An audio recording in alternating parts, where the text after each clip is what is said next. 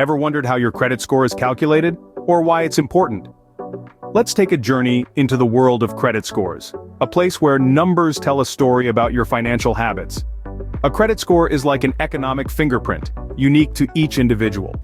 It's a numerical representation of your creditworthiness, a snapshot of your financial health at a particular point in time.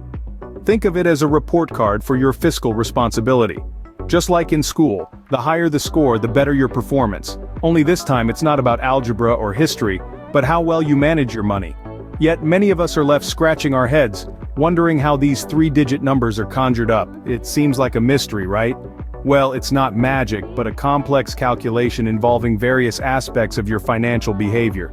From your payment history to the amount of debt you owe, from the length of your credit history to the types of credit you use, all these factors and more are stirred into this financial cauldron to produce your credit score.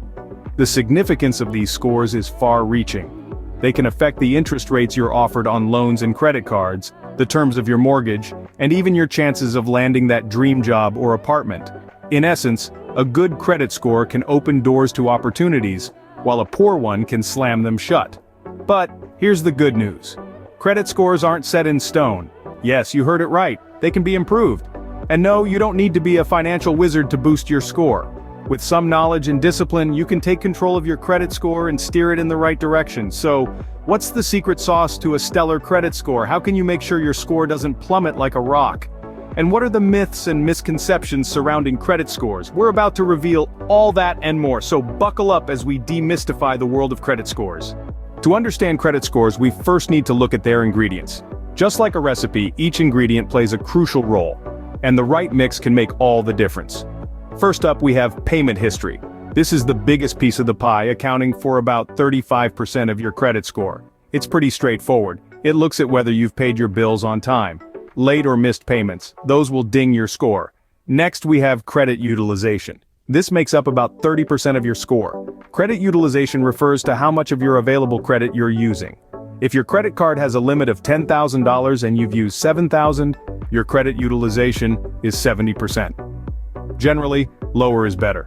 Aim to keep it under 30%. Then we have the length of credit history, accounting for about 15% of your score. This looks at how long you've been borrowing. The longer your credit history, the better it is for your score. It shows lenders that you have a track record of managing credit. New credit is up next. This makes up about 10% of your score. Each time you apply for new credit, a hard inquiry is made, which can lower your score a little. So it's best to be mindful and not apply for new credit too frequently. Finally, we have credit mix. This is the last 10% of your score. Having a variety of credit types like a mortgage, auto loan, and credit cards can show lenders that you're capable of managing different types of credit. So there you have it. Your credit score is a mix of payment history, credit utilization, length of credit history, new credit, and credit mix. Each ingredient is important, and a balance of all these factors can help you whip up a good credit score. Now that we know what goes into a credit score, let's find out how it's all mixed together. Ready to learn how your financial behavior turns into a three-digit number? Well, buckle up, because we're diving into the mechanics of credit score calculation. Let's start with the credit score ingredients we discussed earlier. Each one of these factors is given a specific weight in your credit score calculation. The most significant one is your payment history, which accounts for 35% of your credit score. This includes whether you've paid your bills on time, if you've ever defaulted on a loan, and other related information. The next ingredient in the mix is your credit utilization ratio, which makes up 30% of your score. This refers to how much of your available credit you're using. Generally, the lower your credit utilization ratio, the better it is for your credit score. Next, we have the length of your credit history, which constitutes 15% of your score. This means the longer you've been using credit responsibly, the better it reflects on your score. The remaining 20% is split equally between two factors: new credit inquiries and the variety of credit types you have. Each of these contributes 10% to your credit score. Now, these percentages might vary slightly depending on the credit scoring model being used. There are two primary models, FICO and VantageScore. Both use similar factors, but they weigh them differently. Once these factors are weighted, they're combined to calculate your credit score. This three-digit number then becomes a quick reference for lenders to assess your credit worthiness. One thing to remember here is that your credit score is a dynamic number. It changes as your financial behavior changes. So if you start paying your bills on time, reduce your credit utilization, or make any other positive changes, your score will reflect that over time. So that's how credit scores are calculated. But what can you do to improve yours? Stay tuned to find out. Improving your credit score might seem like a challenge, but it's not as hard as you think. It's all about discipline, smart financial habits, and time. Let's dive right into some practical and ethical strategies to give your credit score a healthy boost. Firstly, always strive to pay your bills on time.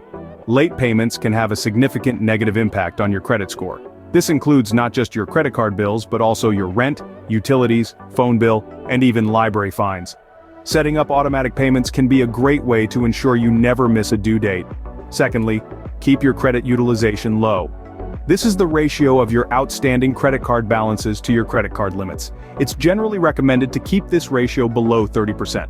So if your credit limit is $1,000, you'll want to keep your balance under $300. This shows lenders that you're not overly reliant on borrowed money, which makes you appear less risky. Next, be cautious about applying for new credit.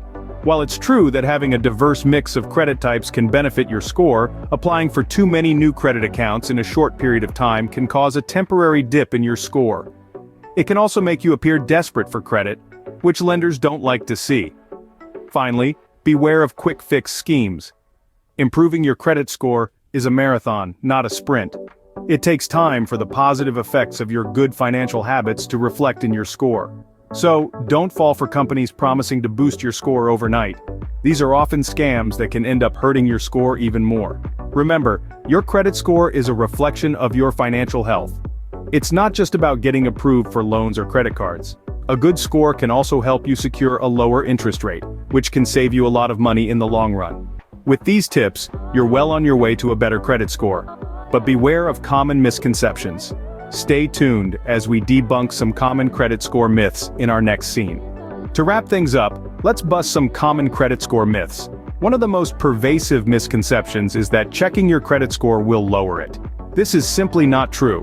When you check your own credit score, it's classified as a soft inquiry and does not negatively impact your score. So, feel free to check your score regularly to stay informed about your credit health. Another myth is that you only have one credit score. In reality, you have multiple credit scores. These scores are calculated by different credit bureaus using slightly varied formulas and data. That's why it's not unusual to see a bit of variation when checking your score from different sources. There's also a myth suggesting that a low credit score will stick with you forever. This isn't the case. Credit scores are dynamic, which means they can change over time based on your financial behavior. If you've stumbled in the past, don't despair. Positive actions like paying bills on time and reducing your debt can help boost your score. Let's debunk another myth. Closing old or inactive accounts will improve your credit score. In fact, it might have the opposite effect. A key factor in credit score calculation is the length of your credit history. Closing an old account may shorten your credit history and could potentially harm your score. Finally, remember that improving your credit score isn't an instant process. It's a marathon, not a sprint. Anyone promising quick fixes is probably not being honest. Ethical and effective credit behavior, like timely bill payment, keeping credit utilization low, and maintaining a healthy mix of credit types, is the best way to improve your score over time. And there you have it, a comprehensive guide to understanding your credit score. Remember, a good credit score is worth the effort.